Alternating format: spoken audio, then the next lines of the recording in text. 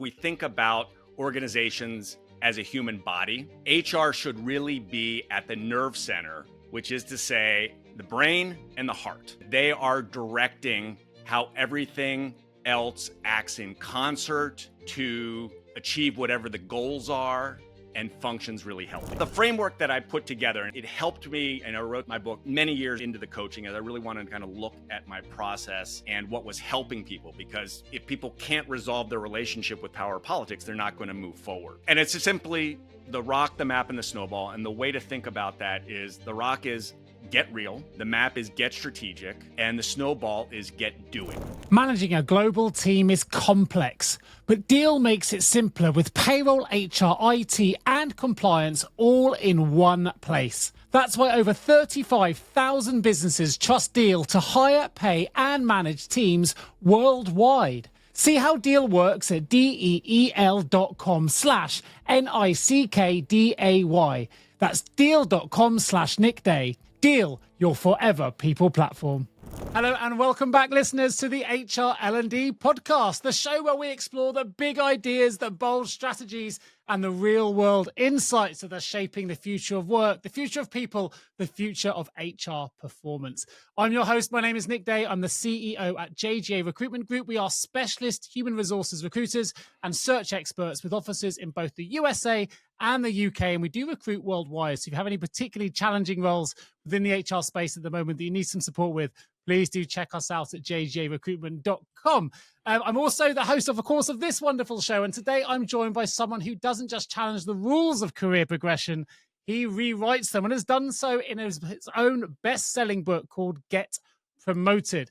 I'm joined today by Michael Wenderoth. He's an executive coach, a Stanford MBA, Columbia-trained leadership expert, and his work has been featured in the Harvard Business Review, Forbes, and of course on his own very successful podcast known as 97% Effective, where he really does shine a light on one of the last great workplace taboos, office politics. That's right. You're going to love this episode, people. So please do stay tuned. We're going to be talking about career advancement today, how it's not just hard work, it's also influence. We're going to talk about how HR and L&D leaders can really help embrace power, navigate organizational dynamics, and most importantly, accelerate success. But by doing so, without selling your souls in the process. So if you've ever asked yourself, why aren't our top performers moving up? Or why do nice people get stuck?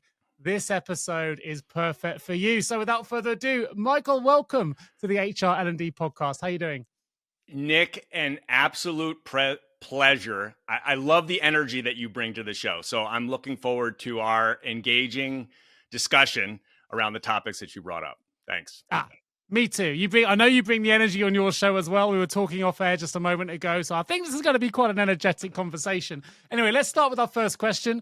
What do the words human resources mean to you? So I want to answer this in terms of what HR, I think, should be in every organization, because what it means to me, and I'm going to escape to an analogy here. You know, if we think about organizations as a human body, HR should really be at the nerve center, which is to say the brain and the heart, right? So that they are directing how everything else acts in concert to achieve whatever the goals are and functions really healthy.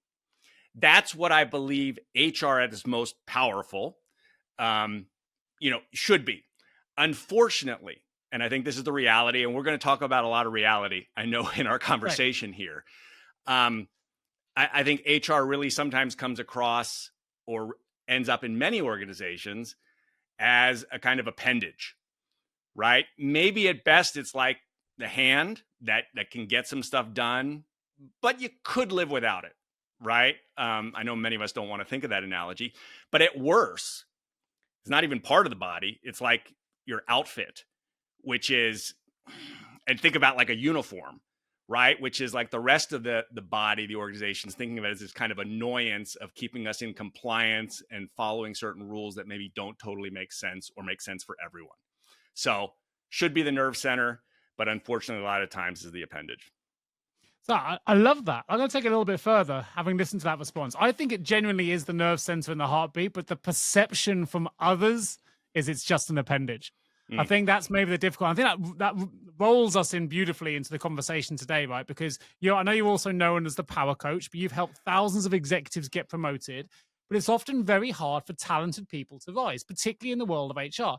And I think maybe that's part of the problem in their sphere, because they are the heart and nerve center of an organization. But if the perception from other stakeholders and other departments is they're just an appendage, it's not necessarily a surprise that some of these great people, this exceptional talent, doesn't always rise to the top. So with that in mind, I guess my question for you is, why don't the good people always win? Well, let me answer this with a very kind of brief story, and it explains also why I got into this area. So before being an executive coach, 20-year career around the world in different multinationals and senior positions, and and I think this is one of the things that happens to a lot of us. I got a call from one of my friends. This was about 15 years into my career, and I'm going to call him Matt. That's not his real name to protect identity, but Matt was one of these peers, and I think all of us have had these people, in our time in organizations, where from an early on, you're like, this guy has, or this woman has it all, right? Smart, sharp, incredibly hard worker, and then in an organization is a total team player, highly ethical. And, this is the person that HR and you see as like, this guy belongs, in the C-suite, right? This is the kind of person we want leading the organization. And Matt called me, it was a little bit out of the blue, and we check in periodically. And, he basically, was extremely upset. And, what had happened was essentially he had been, fired, let go. He was on his way to the top. And I was like, what? How could this happen? And, as he dove into it, he basically said he got ousted, and he used these words. And I think a lot of us use these words, right? Power play, internal politics. A new person came in, was kind of back channeling, and essentially took over a lot of his remit, and boom, turned key people against him, and he was out. And of course, you go through all this, anger, frustration. And of course, that pissed me off, got me angry as well. And I kind of looked at this, and Matt said, and again, Matt did all these things that we say, and right, and a lot of the media, a lot of coaches, a lot of leadership literature says to do. Self-effacing, even Matt said these things. I'm totally authentic. I'm transparent. And so, of course, when that happens, you get really upset, and I got upset. But as I say in my coaching, when you're furious, first get curious. And I started to look at this, and I then looked around, and I saw a lot of peers and people who had worked for me, and just it was this scenario. And I think people could do this in their own organizations. It wasn't always the smart, hardworking Matts that were getting ahead. And in fact, a lot of the times it was very brash, outspoken, highly networked people who were taking credit for others. That's a kind of extreme example. Sure. Yeah. And, long story short here is that when I really dug into this, I said, Matt's actually doing a lot of stuff that leadership literature says, and he's not getting ahead. And the literature, which most of us don't read and research, showed, hey, stuff that the other guys are doing was propelling them. And so fundamentally was this question, right? Why were the Matts of the world not getting ahead? And when I left my corporate career years later, I said, we have this gap in leadership. I know HR intends, and organizations leaders intend to get these people, but a lot of times they tap out. So there was this inattention from Matt to things, because organizations, and we'll talk about it, are about people. Not everything is objective. You don't see everything. There's competing interests. And so some of that savviness around the interpersonal and managing his own career, he didn't pay enough attention to. And so I vowed at that point, really, hey, I'm going to help. These don't have to be negative skills. We'll talk about how to kind of reframe office politics and so forth, and think about power, which mostly turns people off. if you understand those things, that can really propel your career and your effectiveness. And so I just vowed, good guys don't have to be last. They can get ahead, but they need to understand rules of the game, how organizations work, how human interaction works. So that's a short version of. Let's dive into that a little bit. I'm interested because there are some. You use the word power, and I think because of the nature of the political world at the moment, I think some of these words have powerful meanings attached to them, including the word power, that sometimes we don't always want to be associated with those terms. And one other would be playing politics. We don't always want to be in those political conversations. We want to be recognized authentically for the contributions we give rather than playing a manipulative kind of role and trying to get noticed or whatever. Unfortunately, though, of course, in the example you've given, potentially the individuals that were playing those more unethical political roles were the ones that ended up successful, and Matt in that instance ended up out of a job. So how do we define the difference then between giving power a healthy connotation and having a healthy relationship with the word power, and how do we navigate politics so that we can start to move ahead in our careers? And I find this fascinating. As you know, my background is search and recruitment, has been for over 20 years. Yeah. So I have a whole track record in helping people get to the top of their professions, but I do it through recruitment and replacement of roles, not necessarily from supporting people through an internal progression. So I find all of this very fascinating. I'd love to get your take. Yeah, so let's talk about those two pieces of power and politics, which kind of go hand in hand. And I, the first piece around power is, what everyone can do is just sit down for a moment or pause, right? If you're listening to this, and just write down the adjectives or people that you associate with power. And what you generally find, I do this exercise a lot with individuals and those I coach, you'll get these very negative connotations. Okay, incredibly negative connotations with power. When you really dig in, whether that's the definition, right, in the dictionary, all the way to kind of how it has been researched, and it's been researched a lot in literature. The short version is that power is nothing more than a force. Okay, and I think here again, to shift analogy so people get this, is think about fire. Okay, fire is a force. Okay, you need to kind of separate the means from the ends. Power can absolutely, torch an entire region, right? In Los Angeles, we saw this. Okay, it can burn the whole place down. But power also, and fire here, can also light the entire village. It can feed everyone.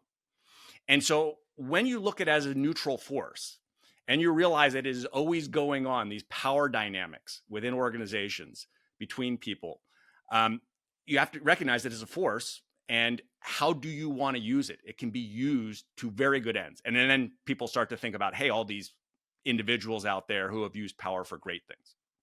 So I think that's one thing that people first need to kind of get over their own relationship to power. And people use it a lot because, hey, in my past, power was used against me. Right? When I was younger, in certain settings, particularly if you're an outsider, minority, etc.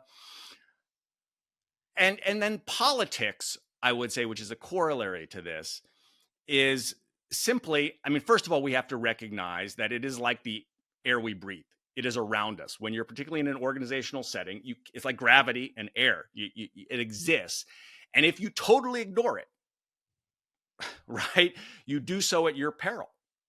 Yeah. And so it's better, right, to understand how it works. And organizations, real simply, there are a finite number of resources. There are people potentially competing to get some of that. And there's going to be conflicting points of view or interest, depending where you sit in an organization. So you're basically set up for, hey, there's potentially conflict here of who gets what. And politics, again, lots of negative associations with that. But again, it's the way by which decisions get done, right?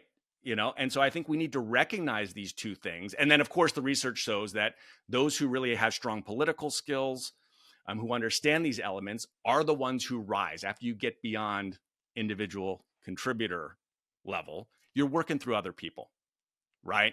And I know, Nick, this is what you do, right? You pick the people, you select the people. And so you've got some magic in terms of how you're looking at, hey, are these going to be good team players? can they For sure. influence because they're not doing the work? So I think it's this recognition that it is there and you need to understand it, because the evidence would show, and people out there's a lot of clients come to me like, I just got passed over. I don't know how this happens. How did they not see this? That I'm better and smarter than the other guy. I think something that I've seen from my lens, I'd love to get your take on this. In fact, I know you've got a process, a framework rather, which I'll come to in a moment. But when I work as an executive coach as well, and obviously I've been career coaching people for 20 plus years. And often I think some of the biggest obstacles are often the individuals themselves. There's a resignation sometimes. Maybe they have the experience of Matt, and then they feel they take that resignation into the next role and say, well, I'm going to be passed over. It's of course I'm going to be passed over. I work in this role, or that there's someone else who's always going to be better than me. I always love the Henry Ford quote: "Is whether you think you can or whether you think you can't." You're right. You need to change that mentality. I know that can sometimes freeze people. It can procrastinate people from trying to even make or accumulate the energy to move forward and progress. I know you developed a framework which really helps individuals that sometimes do get a little bit stuck. And I think you called it the rock, the map, and the snowball. Tell me a little bit more about what that means and how it can really help people that maybe feel a little bit like they are in that position of resignation, or what's the point, or maybe they, almost a state of apathy where I don't know where to go next. It's never me. How can we help them get unstuck using your framework? Yeah. So I think it's absolutely true what you said here. A lot of people kind of get in their own way. And this is not to deny, hey, there's structural things, there is bias that exists, right? Sure. This is the 100%. ugly, necessary world. But if you kind of resign yourself and say, it's just the way it is, I'm going to go with the flow, you're naturally, if those things exist, you're not going to move ahead, right? And so it is these people with ambitions who set goals and, get comfortable with sometimes being uncomfortable, and embracing the things that we're going to talk about. The framework that I put together, and it helped me, and I wrote my book many years and kind of into the coaching, as I really wanted to kind of look at my process and what was helping people, because if people can't resolve their relationship with power politics, they're not going to move forward. And it's simply the rock, the map, and the snowball. And the way to think about that is the rock is get real, the map is get strategic, and the snowball is get doing. And to go into that a little bit, get real is let's look at what reality looks like. Carl Sagan said it, right? Better the truth than a comforting fantasy, right? Build how you advance on the evidence that shows what you do. And I talk a lot there about research. Sometimes people need to see this and hear it. Then that's kind of moving from the rock to the map, which is to say, organizations are people, and they have different levels of power and authority and resources by which things get done. You don't promote yourself, someone else does. And so that is really kind of strategically looking at, how are things laid out? You can have great goals, but if you haven't kind of mapped out how to get there, who is on your critical path? A lot of people don't look at where they spend their time. They're spending on their time on things that potentially don't matter as much, aren't going to move the needle on their initiatives or themselves. And then finally, the get doing, which I think is the most important part. But you have to kind of first have kind of mapped things out, which is you need to actually do things and try things. And we know that progress. I know that you are an Ironman and a triathlete. You did not get there, without having, pushed yourselves in different increments, right? If you'd only focused on running, Nick, you would have never become the amazing Ironman, right? So there's going to be a point where you need to, develop your swimming skills, developing your biking skills. And that's going to be a tough process. And we could read from a book all we want, but until you actually go out and do it, I call it experiments. And that's a lot of how, where's the first step? Where could you try this out? This technique that works, but you've never done it. Building a network, getting a sponsor, so to speak. And so the get doing is that snowball. And what we know about a snowball is once you start to push it down a hill and it gets momentum, it builds its own velocity. So those three things combined, and of course, it's linear, but then you're kind of going back and you're continually mapping out because organizations change. Those things combined, help you advance and really get more clarity on your career and where you want to go. That.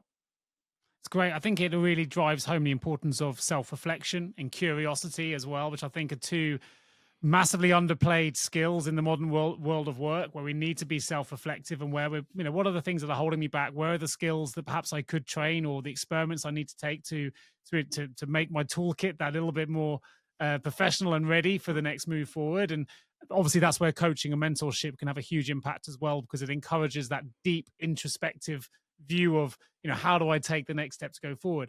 Something I find really interesting, and you've kind of touched upon it a couple of times in your responses, but I want to make this really visible for our listeners, which is that an oxymoron? Visible, where I'm going. If they're watching on YouTube, which is about power maps, because this is something I think is really relevant for HR professionals. You talk a lot about something called power maps, and I want to know exactly what they are so we can really bring and crystallize that for our listeners and our watchers, but also why specifically HR leaders should be building them for their teams, because this is something that I think can really help bring the whole picture to view now and work out how we can take certain strategic moves to propel ourselves forward.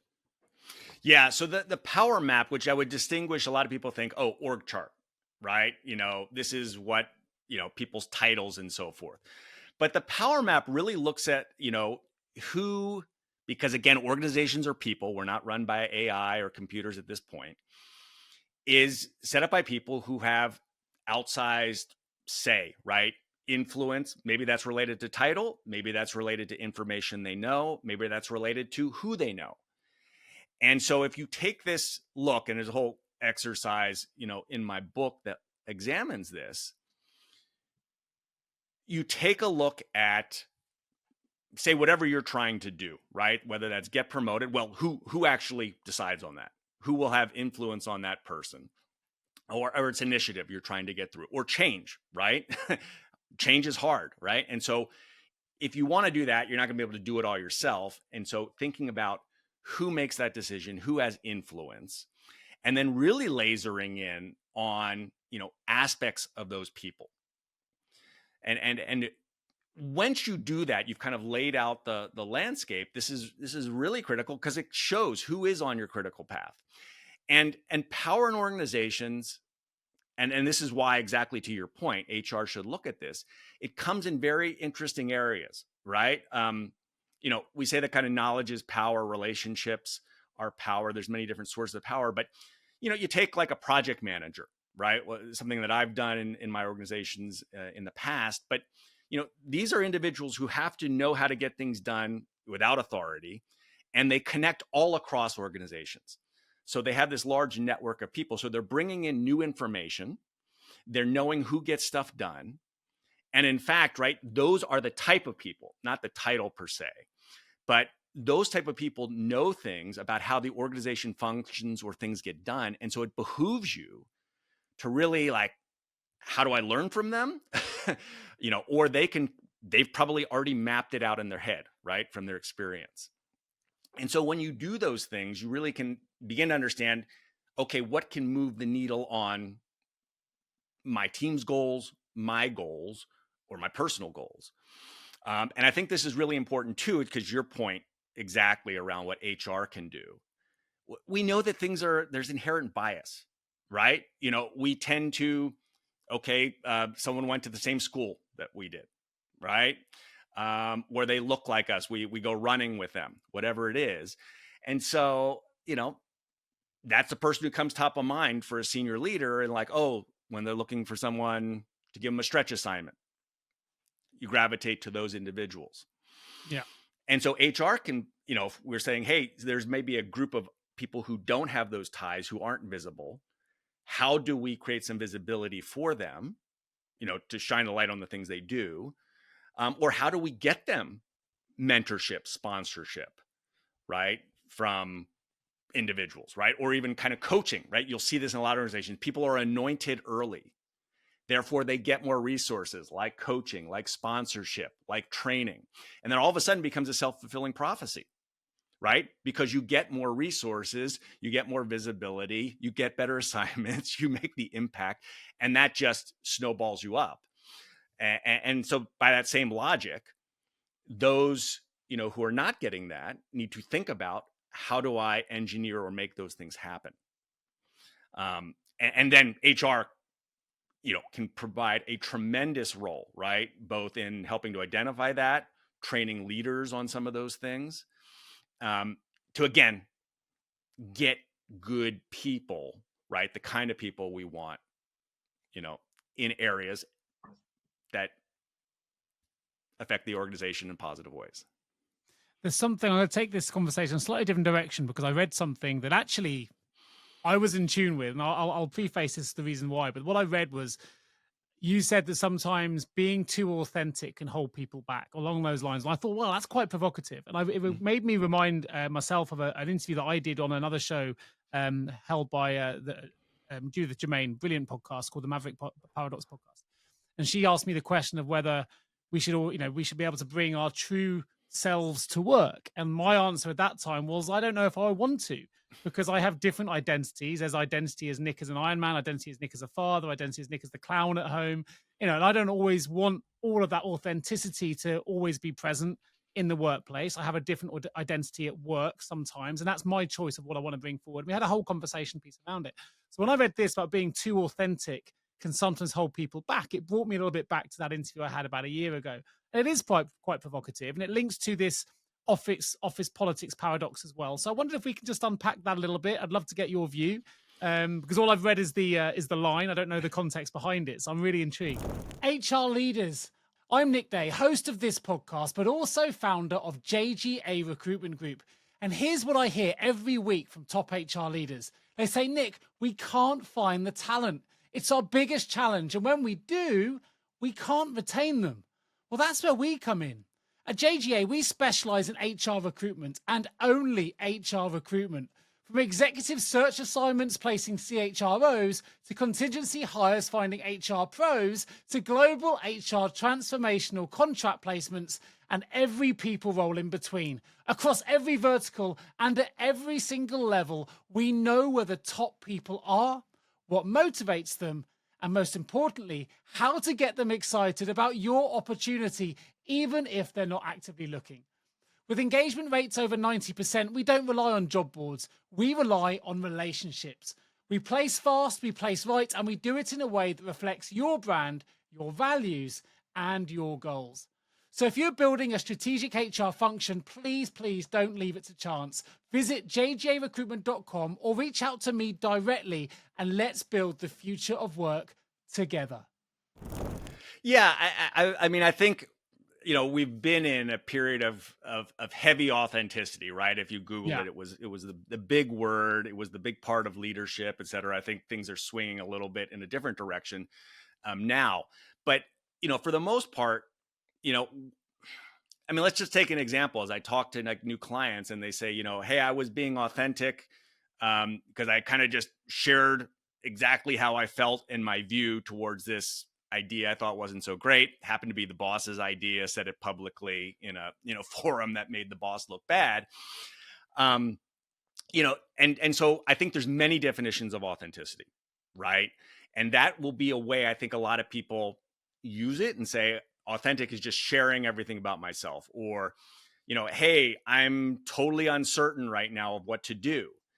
Sometimes you say that in a certain setting at work where people may not know you or the context, and they're like, this person has no idea what they're doing. And that tends to be if people don't look confident or competent, not get them promoted, or people to form impressions of them that they have no idea what they're doing in their job. They're not qualified.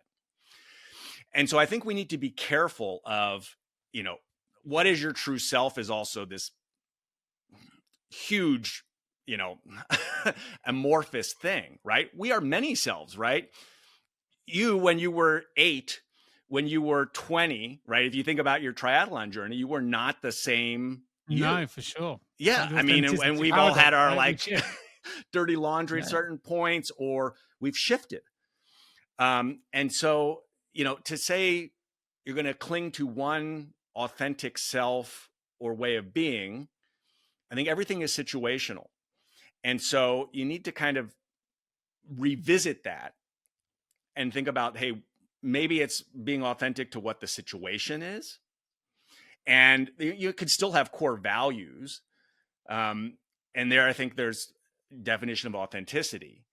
But the flip side of this too is going back to something we said before, right? And a lot of times when we think, hey, I'm just this, or I'm an engineer, so therefore I only talk in facts, right? This is another of my authentic self that I hear from a lot of clients.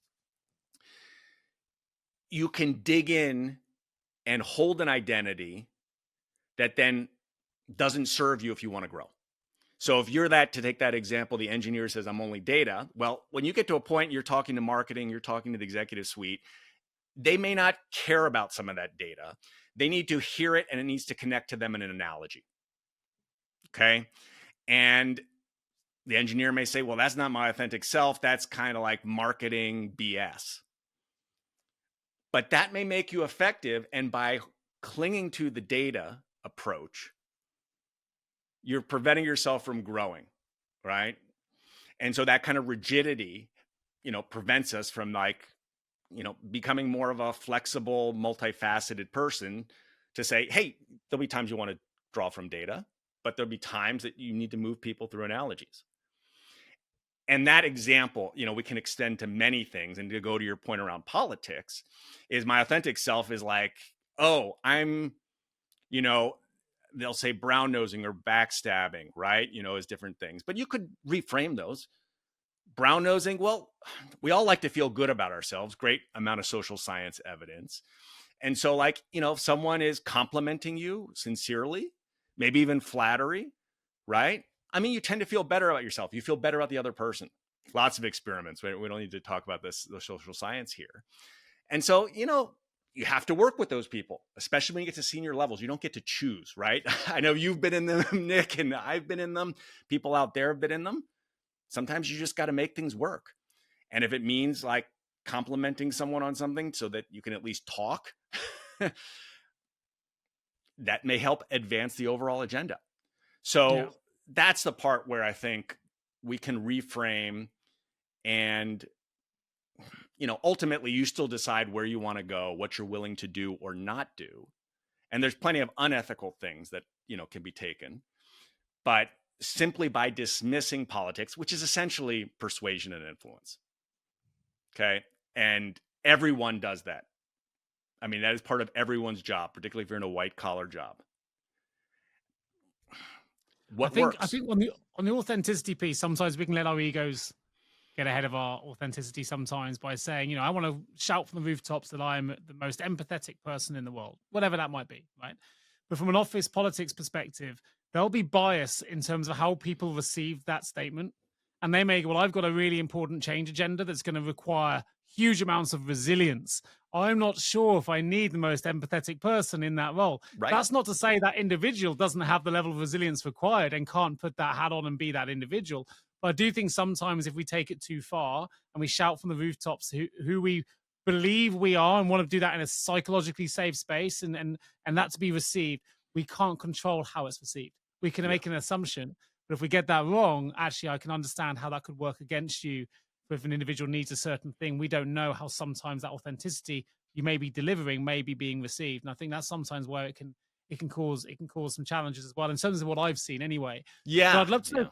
Sorry, you were going to jump in. No, I was just going to say, I mean, I think this is great examples, right? Of, I had one client and she said, she was in a middle rising to senior fast track position. And, a new boss came in and asked her, and her response was, well, I'm not really sure where I want to go with things. And that boss needed to see that she had some direction or ambition. And later on, when he didn't elevate her, he said, well, you never really wanted it anyway. Right. And so this was where kind of oversharing or showing that vulnerability in that particular context did not serve her. And again, you could call it a rookie mistake. I don't think so. I think a lot of people would genuinely want to believe, right, that, sharing and everyone's going to take things, in a good way. But again, I've seen it, and organizations are different, but the toxic ones, really brutal. So you got to really take care of yourself. But let's talk about toxic environments then, because they do exist. So how should organizations or HR leaders listening to this, how should they be embracing power dynamics built when they're trying to build cultures of respect, growth, truth telling? without creating a toxic environment? Because it's quite a lot. HR people are plate spinning all the time anyway. This is a lot to take on. So what would be your advice?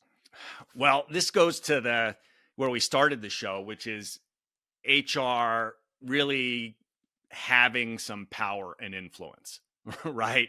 I think to affect policy and having leaders, because a lot of this does come from leaders, understand how the kind of toxicity is not helping the culture and the environment, and a willingness to then shift some things. But I would say, I mean, there's different levels of toxicity, okay, and dysfunction. And everything goes to, do you feel like you can change things? Or if you can't, maybe that's not the right organization, or it's not worth the time and effort, the amount that you're going to put in. But I would say a lot of things, first comes from, the leaders and what is being rewarded.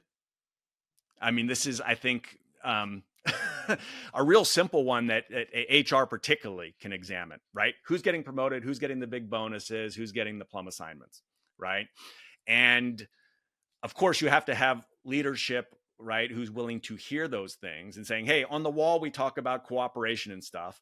But look, all the people who got promoted were the ones who didn't cooperate and just took the limelight. I see this a lot in the financial services industry, okay, investment banks, to be real blunt. And so, then no one's looking at the stuff on the wall or the values or mission that we adhere to. So calling that out, right? And then you want to be political and think about how you're going to frame that. And to have a leadership who's willing to listen, or have a backer who's willing to say, hey, we're going to look at our promotion or bonus policies. And there's where HR can really play a strong role in saying, here's some alternatives, here's some good best practices out there that you might look at. So one is, looking at what your reward. And then I think too, there's this piece, I think growth mindset, we're all very familiar with that. Yeah. And we look at it on an individual level, but I think an area that's under-examined, and there's some good recent work around this, is, growth mindset can also, if an individual's got it, can be crushed if the culture doesn't reward that. Let's just look at innovation, right? Innovation is inherently about risk, and you want people to do that. But then one person makes a mistake, which is generally what happens most of the time with innovation, and they get penalized for it. The rest of the organization sees that. What does that mean, right, in terms of other people willing to take risk in the future? So again, I think HR has a huge role to play in terms of shining the light on things, getting other people, with influence or power to support shifts and changes of how the culture is, how the reward system works. And it goes to what you do, Nick, of how do we get the right people in here that either embody some of these values, or show them, right? I think these are some ways that you can start to address a toxic environment. The number one reason most people leave isn't necessarily because of compensation. We know this, right? It's been on your show, right? It's like we leave because bad relationship with our boss. I'm not valued. In fact, that's really what my book was originally going to be called, right? Get valued, but no one would know what that is. And actually, most people come to me, I didn't get promoted. And what they're really saying when you dig deeper there is, I'm not being valued. Yeah. I'm not being valued. And so, yes, I do work with people on getting promoted, but I'd say a lot of people who come in, we look at, the full set of things, like what does it mean to be valued? What does it mean to bring meaning and impact to your work? And I think that's where organizations, and I know your show does a lot of this, and your guests have talked a lot about this, is, what are the intrinsic rewards of being at work? Why do people come in? It's not just for a paycheck, right? At a certain point, you make six figures, you're not thinking about the next little bit, right? I can't recall the name of the author, but I think the book is called The Happiness Advantage. There's a quote in there, and apologies for the author, but the book is definitely called The Happy Advantage. But he says that success doesn't result in happiness. Happiness results in success. And I think if you get those intrinsic values right, actually, it's amazing how much success starts to happen for you. But if you chase it in the wrong way around, you're coming from a place of disharmony and you're trying to get promoted, but you're angry with the world, you're angry with your bosses, you feel disenfranchised with work. It's going to be very hard to secure that promotion. If you come from a place of energy and enthusiasm and proactivity, I feel like there's a lot, and vision drives decision. We talked about that earlier with the example where the individual said, I don't know what I want to do. I think that you're much more likely to get promoted as well. I mean, you're the expert here, but it linked me back to that book and that phrase. Yeah, I think that overall, right, that's what we're all striving for. But I mean, I want to call this out. I don't want to be controversial on this, but I mean, we need to. We live in a weird times, right? Economically, we want to feed and pay for our families and nice things, essential things, but also nice things. And so, I mean, we know a lot of people get underpaid. And I think that's why also this amount of kind of self-advocacy and really taking care of yourself is important, partly because a lot of companies aren't taking care of you. And so I think that's, again, goes to this point about take care of yourself, look at what your organization is. And if it's not working out, because it is a toxic environment, hey, do the best you can there, but look at other pastures, right? An environment that's going to be more conducive to your growth, right? I use the analogy sometimes of, I was out gardening this morning. Plants will generally kind of grow anywhere, but if it's got really good soil and a good environment, it's going to take off. And so I think companies, leaders, and HR should really be the ones who are thinking about how do we create that environment. Yeah, love that. Well, I want to make sure that we have an opportunity to be forward thinking, future thinking as well. By the way, before I jump into that, I should mention, if anyone's interested in getting a copy of the book, Get Promoted, there will be a link in the show notes to the Amazon link to the book. So you can go straight through to the show notes of this episode, whether you're on YouTube or on audio or your favorite audio channel, and you can get a link to take you straight through to that book. So if you want to get promoted in your role, this is a great place to start. So please do check that out. But thinking about the future now, the future of talent, something I'm really keen about, the future of power that we've discussed, and of course, promotion, linking that to your book. We're in a remote hybrid world now predominantly. We're constantly talking about the power of AI and how that's changing things. So if I gave you a blank slate to redesign how organizations should really think about developing leadership, where would you start, and what are some of the rules we need to consider if we want to really get ourselves promoted in that environment? Big question here. So if I'm clear on what you want, Nick. So it's saying kind of what the future of leadership, if I could do something to help retool it, what blank would I slate, you can go anywhere you like with it, but I'm just keen to get your take. Well, I mean, I would really say, and it's why I wrote my book, okay, which is I think we need to be more honest with ourselves. I think the truth starts with honesty. Is, when you level set and you're working on a sport, you want to get kind of frank advice of where you are on the bar. And I think most organizations are a mess, to be honest, and they say one thing and then they do another, right? These are the values we promote and we're not doing it. I'm thinking kind of pie in the sky here, right? Because I don't necessarily have the prescription and we don't have time to kind of lay out how we would do this step by step. But I would say, the truth kind of starts with honesty in terms of what the organization, how it stacks up on certain things. And I would say it's like, let's just call a spade in terms of where there exists bias in hiring practices, things that we value, right? Executive presence, I hear it all the time, right? The person doesn't look like a leader, and yet no one defines what that is. And therefore, then it's hard for people to actually yeah, you need to be a triathlete, but I'm not going to tell you what's the dimension you need to work on to get there.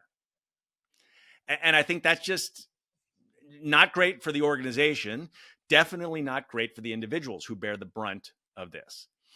And I'd say, some honesty there could help from, depending how the AI models are. I'm just diving into this more myself. I'm really excited about where we could go with this. But, provided the model itself is not biased, it does like an X-ray over your organization. At least it's a counterpoint for you to look at.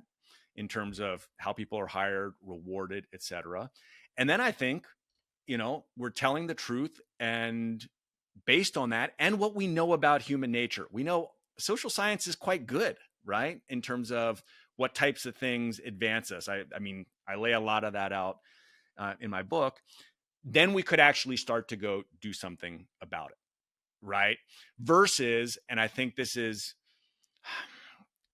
a large swath of the internet right now, are just cliches, people sharing anecdotal war stories, people doing enragement to get engagement. That gets a lot of likes. It gets more looked at. And therefore, people follow that advice, which gets us in, trouble to begin with. I agree. And so if there could be some level setting here and some truth and honesty, and then we can build an organization. I think you can build an organization with actually pretty average people, right? You don't need like superstars to do everything. And those people can be developed. And if you have the good culture, to our point, right, the soil, I think that those are where you're going to get the best organizations.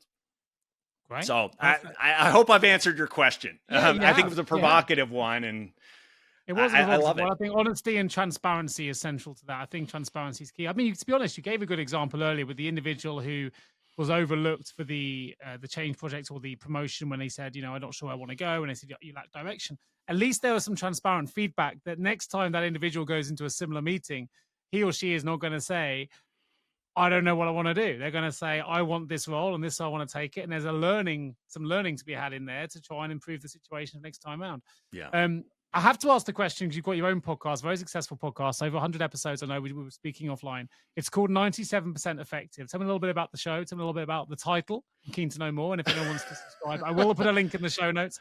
I love this because, Nick, this is why you are curious and why you're great. Because I will tell you, I've done 100 plus episodes. No one has ever asked me why I called it 97% effective. Really? Okay. Well, I don't want to be a presumptive or assumptive. There we go. This has shocked me. Right. So the show focuses on power and influence, and many of these hard truths, right? Why your career isn't advancing, that you may not be realizing, what you actually need at that next level, right? You've been promoted into director, VP role, and you're not sure, or you feel like, and I know a lot of people out there feel this way. I felt it at one point in my career of like, I'm like doing these things I thought I was told or taught in school. School's not always the best place to learn these things. And it feels like other people are getting ahead or more effective. And they're like, they read a playbook that I never got.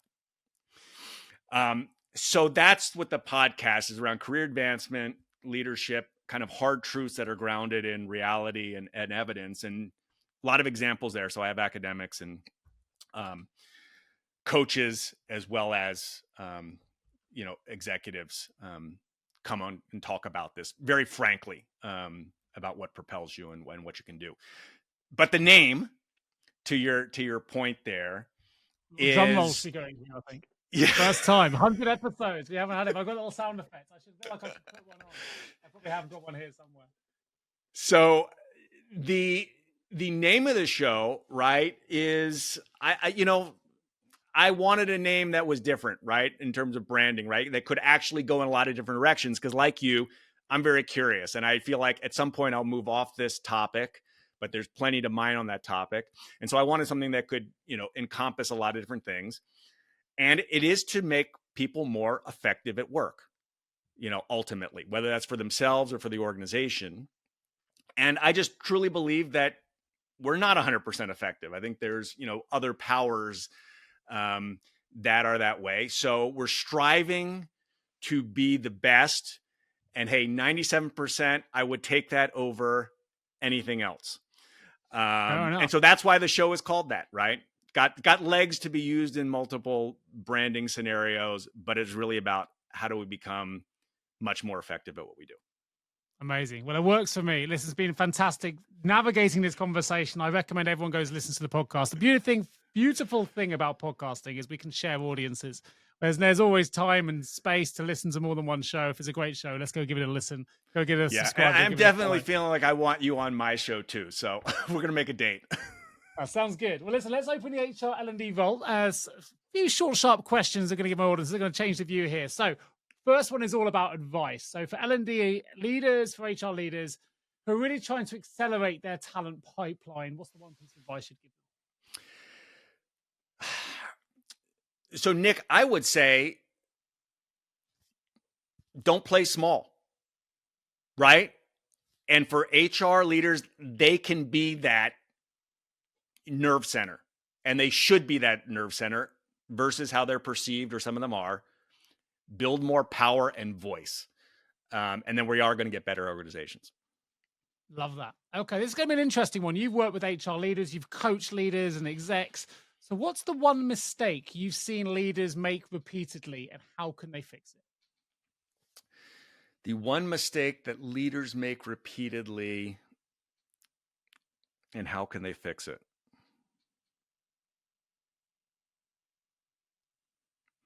Well, I would say that, the best leaders that I have seen they have these kind of two pieces, right? I would call it bold but thoughtful, or also I would say idealistic but pragmatic and ruthless enough to get it done, right? To this point that organizations are competing. And so I think the mistake is that you over-index on one of those, right? You're all idealistic, but you don't know how to get stuff done, or you get stuff done and you don't have a compass. And so the mistake is, over-indexing on one of those extremes when you need both to be really, really effective as a leader. Okay, perfect. I'm going to give you probably another tough one here. It's kind of a mic drop of truth. What's the kind of if there is one, singular most important attribute that a leader should have if they really want to propel themselves within their organizations and indeed get promoted? Understand how to self-advocate and, have a thick skin. So I think the self-advocation, obviously it's other people who will promote you and help you out, but part of it is going forward, making the ask, setting your goals higher, doing things versus simply thinking about them or reading about them. That's what I would say. Love that. Super helpful. Of course, you can find out much more in the book, so go get a copy of that as well. But last but by no means least, a bit of fun for you to finish off, Michael. But what's your, if the world of get promoted, if getting promoted was a book, a movie, or a song, because it is a book, but if the idea of getting promoted was a book, a movie, or a song, then what would it be? So one that perhaps really captures the HR and workplace experience, maybe.